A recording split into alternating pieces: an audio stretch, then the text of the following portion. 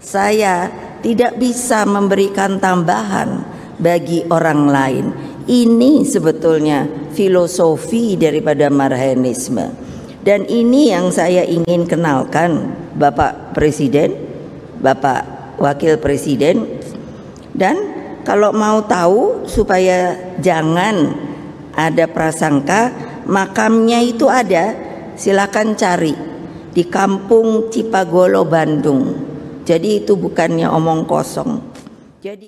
Namun fakta yang terjadi sesungguhnya hanya dijadikan sebagai alat kamuflase, sebagai alat politik untuk membangkitkan sentimen kebencian terhadap pemerintah dan partai politik tertentu, agar keinginan dan impian besar mereka untuk menggantikan ideologi Pancasila dengan sistem khilafah bisa terwujud.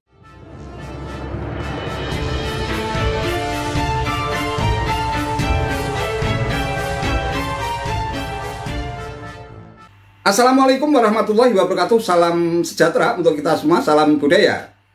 Sahabat-sahabat cerita sebangsa dan setanah air yang sangat saya hormati, di acara pembukaan Rapat Kerja Nasional atau Rakernas yang keempat PDIP, Partai Demokrasi Indonesia Perjuangan, yang berlangsung di JI Expo Kemayoran Jakarta pada tanggal 29 September 2023, Ketua Umum PDIP Megawati Soekarno Putri menyatakan bahwa pangan telah menjadi senjata yang sangat ampuh dalam membangun hegemoni suatu negara. Di tengah pertarungan geopolitik semacam itu, ketergantungan Indonesia terhadap impor bahan pangan pun tampaknya semakin besar. Yang menarik, di acara yang mengusung tema kedaulatan pangan untuk kesejahteraan rakyat Indonesia dengan subtema pangan sebagai lambang supremasi kepemimpinan Indonesia bagi dunia, Megawati mengungkap sosok petani misterius yang menjadi simbol atau ikon wong cilik yang selama ini PDIP dikonotasikan sebagai partai komunis. Nah, sosok petani misterius tersebut bernama Pak Marheng.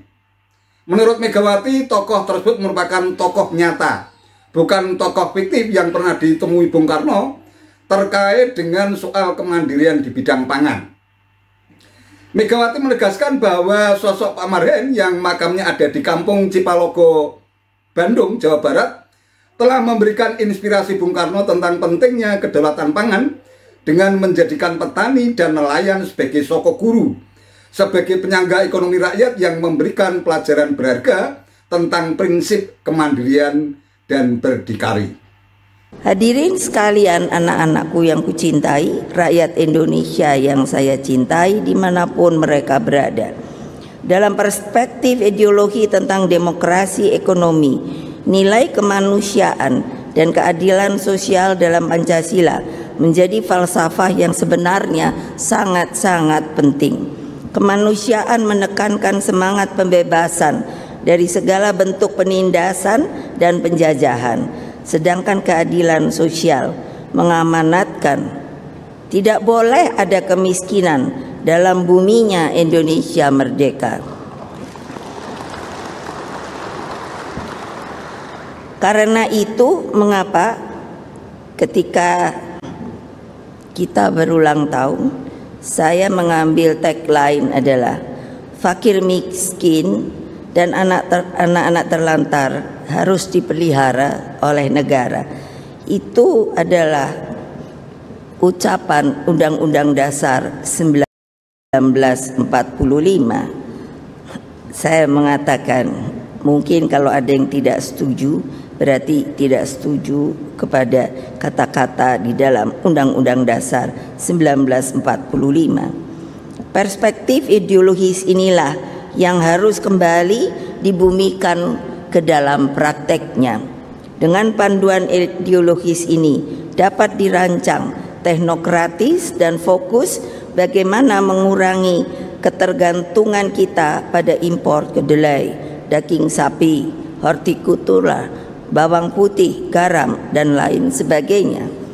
Selama kita semua punya tekad mengurangi impor, maka semua yang diimpor saat ini bisa kita adakan sendiri, karena Indonesia ini adalah diberkahi sebagai sebuah negara yang kaya. Pendekatan ideologis menempatkan pangan sebagai nafas kehidupan bangsa. Rancangan teknokratisnya pun harus dari hulu ke hilir. Hulu hilir dalam cara berpikir, tetapi juga dalam pelaksanaannya. Implementasinya pun bersifat progresif dengan menempatkan petani dan nelayan atau pengembang budidaya laut sebagai sebuah sentral kebijakan. Karena itulah dalam Rakernas keempat ini sengaja kami hadirkan perwakilan para petani dan juga nelayan budidaya laut se-Indonesia. Sebab Rakernas ini menjadi bagian kontemplasi ideologis bahwa seluruh dialektika tentang mengapa Indonesia merdeka dan untuk apa sebenarnya Indonesia harus merdeka berangkat dari falsafah tentang sosok petani yang bernama Pak Marhain. Dulu banyak orang selalu mengkonotasikan kalau menyebut Marhainisme langsung dikatakan kita ini komunisme. Padahal berarti orang itu tidak tahu sejarah dan tidak tahu apa sebenarnya Marhain. Marhain itu adalah seorang petani yang ditemui oleh Bung Karno ketika beliau mulai berjuang di Jawa Barat, terutama di kota Bandung. Apa yang menjadi dialog Bung Karno? Ketika beliau bertemu, siapa nama Bapak? Marhain, Pak, tentu bahasa Sunda. Apakah sawah ini punya Bapak? Iya. Apakah padi ini punya Bapak? Iya. Apakah benihnya punya Bapak? Iya. Apakah cangkulnya punya Bapak? Iya. Apakah ketika panen nanti Bapak akan berjual sesuai kehendak Bapak? Iya. Apakah Bapak bisa menghidupi keluarga Bapak dengan beras yang telah disediakan? Iya. Lalu beliau bertanya, apakah dalam kecukupan Bapak itu cukup? Ya, tetapi saya tidak bisa memberikan tambahan bagi orang lain. Ini sebetulnya filosofi daripada Marhainisme. Dan ini yang saya ingin kenalkan Bapak Presiden, Bapak Wakil Presiden. Dan kalau mau tahu supaya jangan ada prasangka, makamnya itu ada, silakan cari di Kampung Cipagolo, Bandung. Jadi itu bukannya omong kosong. Jadi maksud Bung Karno mengenalkan Marhainisme oleh sebab pertanyaannya kepada seorang Bapak Marhain. Beliau menginginkan sebenarnya seluruh rakyat Indonesia, petani, nelayan itu menjadi sebuah soko guru. Soko itu kan tiang, guru itu ya guru. Jadi soko ini memberi pelajaran bagi kemakmuran seluruh rakyat Indonesia.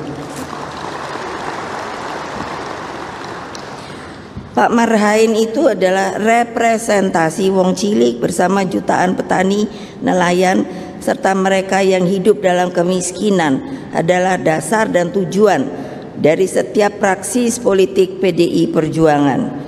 Kita harus menjabarkan falsafah pembebasan ini ke dalam konsepsi demokrasi ekonomi, sebab ada kecenderungan pangan hanya dilihat sebagai bagian sistem produksi yang sepertinya sudah berjalan sendiri tanpa panduan.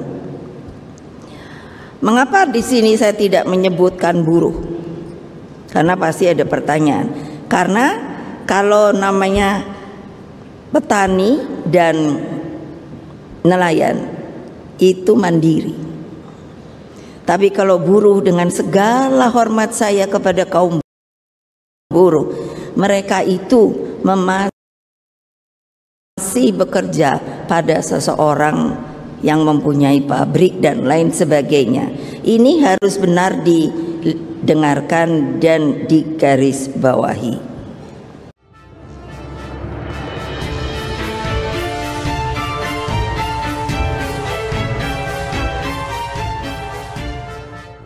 Sahabat-sahabat cerita sebangsa dan setanah air yang sangat saya hormati, bisa jadi bukan kali ini saja Presiden kelima Republik Indonesia yang juga Ketua Umum PDIP Megawati Soekarno Putri membeberkan tentang sosok Pak Marhen yang dianggap sebagai seorang petani, simbol sekaligus ikon wong cilik yang telah menginspirasi Bapak bangsa Bung Karno agar Indonesia ini menjadi negara yang berdaulat di bidang pangan.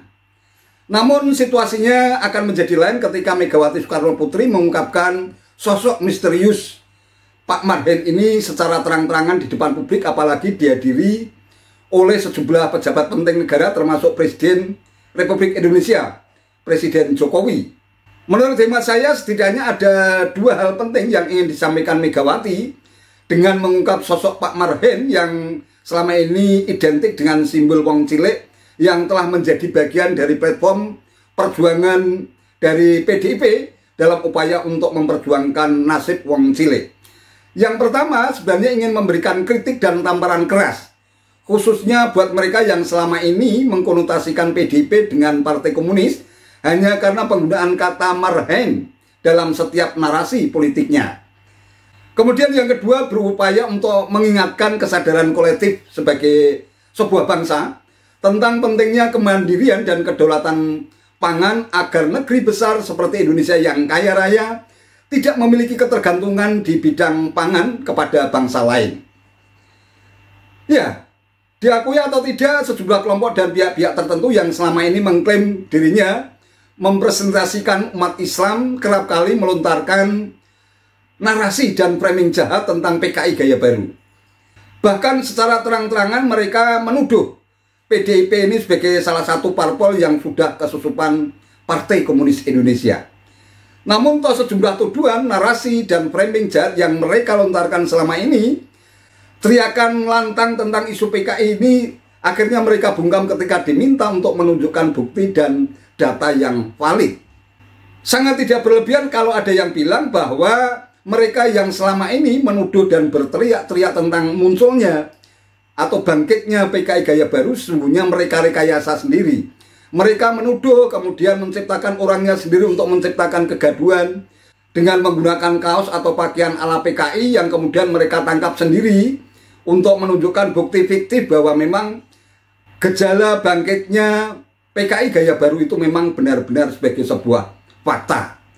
Namun punya usut ternyata merupakan sebuah rekayasa politik yang sengaja digunakan sebagai alat agitasi untuk memprovokasi seluruh rakyat di negeri ini dengan membangkitkan kembali trauma dan tragedi PKI.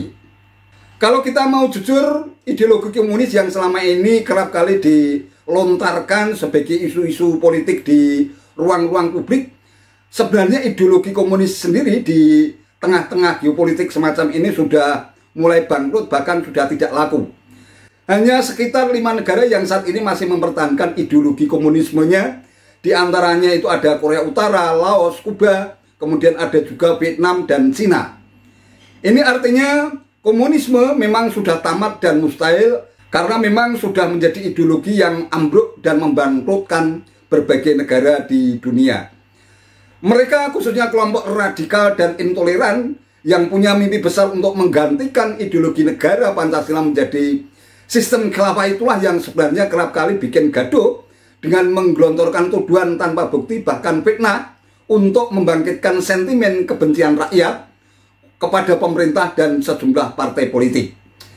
Nah, dengan terungkapnya sosok misterius Pak Marhen yang menjadi simbol wong cilik khususnya bagi petani dan nelayan sebagai ikon kemandirian dan kedaulatan pangan negeri ini tentu menjadi tamparan yang sangat keras buat mereka yang suka latah mengembangkan narasi tentang bangkitnya Partai Komunis Indonesia di negeri ini. Namun fakta yang terjadi sesungguhnya hanya dijadikan sebagai alat kamuflase, sebagai alat politik untuk membangkitkan sentimen kebencian terhadap pemerintah dan partai politik tertentu agar keinginan dan impian besar mereka untuk menggantikan ideologi Pancasila dengan sistem khilafah bisa terwujud. Tentu saja praktek politik semacam itu mungkin saja akan terus dilakukan secara berkelanjutan di ruang-ruang publik setiap kali mereka mendapatkan panggung untuk berorasi. Tentu saja hal inilah yang justru penting untuk kita waspadai bersama apalagi menjelang kontestasi demokrasi yang insya Allah nanti akan digelar pada bulan Februari tahun 2024 yang akan datang.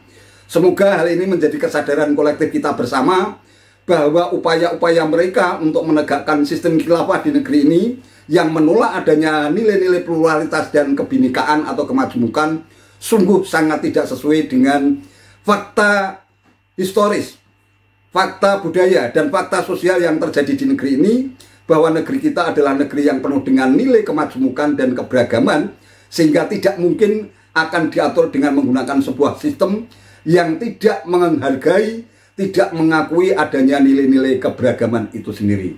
Wallahu a'lam bishawab. Itu saja yang bisa saya sampaikan. Terima kasih atas perhatiannya. Wassalamualaikum warahmatullahi wabarakatuh.